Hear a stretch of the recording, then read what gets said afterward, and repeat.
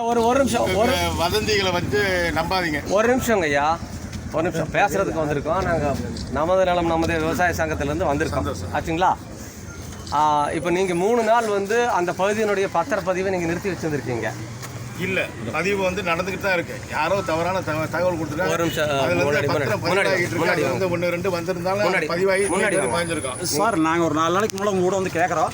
நான் சொல்லியிருக்க மாட்டேன், நான் சொல்லலை, பதிவு மாட்டேன்னு சொல்ல யாருமே சொல்லலை. யாரோ தவறான நியூஸ் உங்களுக்கு கொடுத்துருக்காங்க. அதை வச்சு நீங்கள் வந்து இவ்வளோ தூரத்துக்கு உங்களுடைய வேலைகளை விட்டுட்டு வந்திருக்கேன். நல்லபடியாக ரெகுலராக இன்னைக்குள்ள பார்த்துருக்கேன், பார்த்துக்கணும்.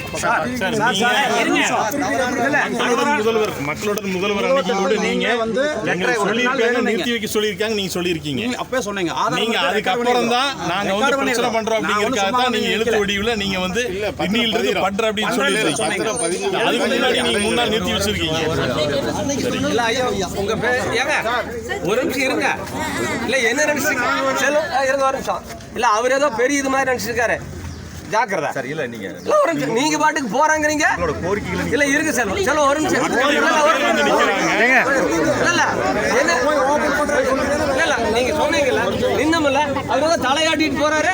என்ன நினைச்சிருக்கீங்க? போலீஸ் உங்களுக்கு வந்து பாதுகாப்பு இங்க நின்றுக்கு நினைக்கிறீங்களா? இல்லை இந்த போலீஸ் மாரி எதுவும் நடக்காதுன்னு நினச்சிருக்கீங்களா? நீங்கள் பாட்டுக்கு போகிறேன்னு தலையாட்டிட்டு போகிறீங்க. அப்போ எங்களெல்லாம் பார்த்தா உங்களுக்கு எப்படி தெரியுது? எப்படி தெரியுது? மாற்றி பேசிட்டு இருக்கீங்க. இல்லை இருங்க ஒரு நிமிஷங்க. பேசிட்டு இருக்கும்போது போகிறேங்கிறீங்க உள்ள, எங்கே போவீங்க உள்ள? இருங்க பேசாதீங்க. இல்லை நாங்கள் பேசிட்டு இருக்கும்போது நீங்கள் தலையாட்டி இப்படி சொல்லிட்டு போனோன்னா அதை அப்படியே கேட்டுருக்கிறதுக்கு எங்களெல்லாம் பார்த்தா உங்களுக்கு அப்படி தெரியுதாக்கு? கேட்கறதுக்கு ஒழுக்கமா பதில் சொல்லுங்க. கம்ப்ளைண்ட் ரெடி பண்ணி வச்சிருக்கிறோம். இதே செல்வம் உங்க மேல எஃப்ஐஆர் போட்டு ரிமாண்ட் பண்ண ஞாபகம் வச்சுக்கோங்க. இல்லைன்னா செல்வத்துக்கிட்ட தொங்கிட்டு இல்ல ஆன்லைன்ல கம்ப்ளைண்ட் ரெஜிஸ்டர் பண்ணிட்டு நான் ஹைகோர்ட்ல டைரக்ஷன் வாங்கிட்டு வந்துருவேன். என்ன நினைச்சு பேசிட்டு இருக்கீங்க? உங்க பேர் என்ன முதல்ல சொல்லுங்க. செல்வம் ஒரு நிமிஷம். முதல்ல அவர் வந்து சரியா நடந்துக்கணும் பாருங்க. உங்களோட இது கடமை என்ன? அவர் இப்படி காட்டிட்டு இன்னைக்கோட பண்ணிருக்கா போறேன் அப்படின்னு போனா பத்திரப்பதிவு தடை இல்லைன்னு அன்னைக்கே நம்ம சொல்லி முதல்ல அவர் உள்ள போறேன்னு சொல்லக்கூடாது. நாங்கள வேலையில அதை வந்து திறமை நின்று இருக்கிறோமா?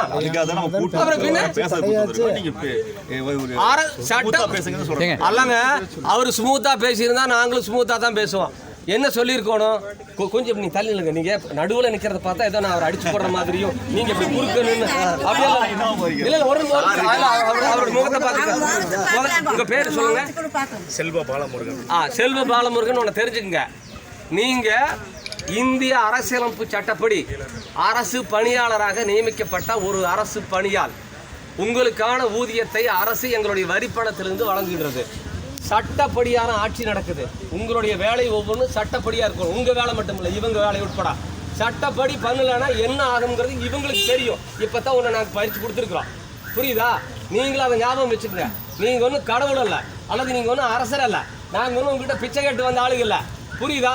நீங்கள் இந்த டாக்குமெண்ட் ரைட்டுகிட்ட பேசுகிற மாதிரியெல்லாம் பேசுனீங்கன்னா வேறு விதமாகி போயிடும். அதை நீங்கள் ஞாபகம் வச்சுக்கோங்க. இப்போ போலீஸ் இருந்திருக்கிறது வந்து மாவட்ட நிர்வாகத்துக்காக. இன்னும் இவங்ககிட்ட கேள்வி கேட்டால் இவங்க பதில் சொல்ல வேண்டி இருக்குது. நான் பரவாயில்லன்னு விட்டு வச்சிருக்கிறேன், புரியுதா? நீங்கள் வந்து இப்படி ஆட்டிட்டு உள்ளே போய் உட்காந்துட்டு நீங்கள் மாமூல் வாழ்க்கையை தொடர்ந்துக்கலாம்னு நினைக்க வேண்டாம். எல்லாம் வச்சிருக்கிறோம். உங்களை ட்ராப் பண்ணுறதுக்கு எங்ககிட்ட 10 வழி இருக்குது, அது ஞாபகம் வச்சுக்கோங்க. நாங்கள் தான் ரெஜிஸ்டர் ஆஃபீஸ் வரணும். உங்களை ட்ராப் பண்ணுறதுக்கு இந்த வாரத்தில் பண்ணி போடுவேன், வேறு விவகாரத்தில். அது எங்களுக்கு தேவையில்லை. ஒழுக்கமாக அதுக்கு பதில் சொல்லி சரியாக பண்ணிட்டு போனீங்கன்னா பிரச்சனை முடியும். அதை ஞாபகம் வச்சுக்கோங்க. எதுக்காக நீங்கள் வந்து ரெஜிஸ்டர் பண்ண மாட்டேன்னு சொன்னீங்க? பண்ணிக்கிறோம். செல்வ இது என்ன பதில்? அவர் சொல்ற பதில் 3 நீங்களே இருந்தீங்க சார். உங்க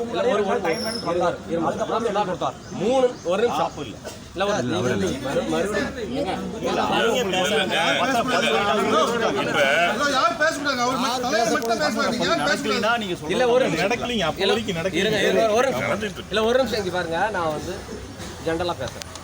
இவர் 3 நாள் பத்திரப்பதிவு நிறுத்தி வச்சது மட்டும் இல்லை, அதை பூரா இந்த 3 மாவட்டத்துக்கு கடத்தி விட்டார்.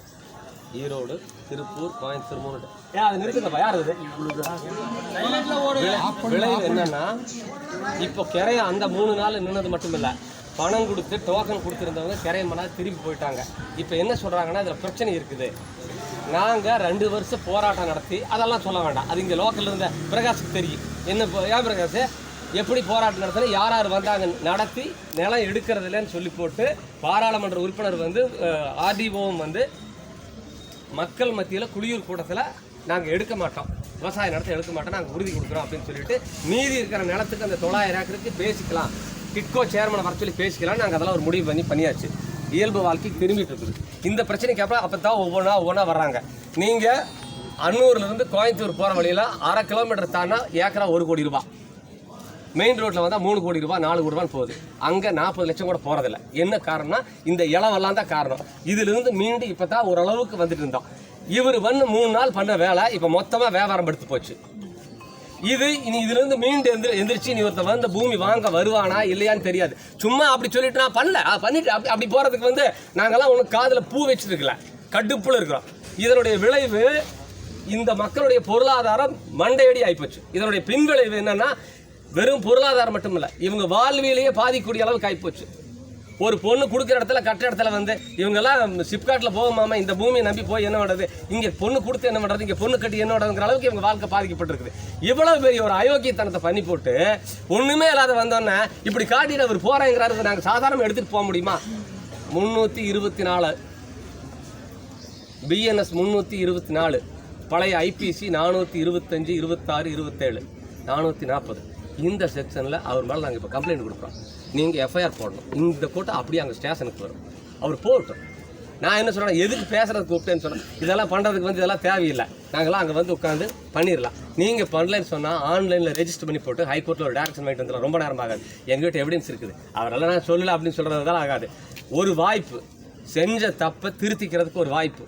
பாதிக்கப்பட்ட மக்கள் இருக்காங்க, அதுக்காகத்தான் பாலமுருகன் சரிதானே சொல்கிறாங்க, பாலமுருகனுக்கு ஒரு வாய்ப்பு கொடுத்துருக்குறோம். இந்த பஜனையெல்லாம் பாடிட்டு இருந்தால் அது மற்றவங்க கிட்ட நடக்கும், எங்கிட்ட அதெல்லாம் நடக்கவே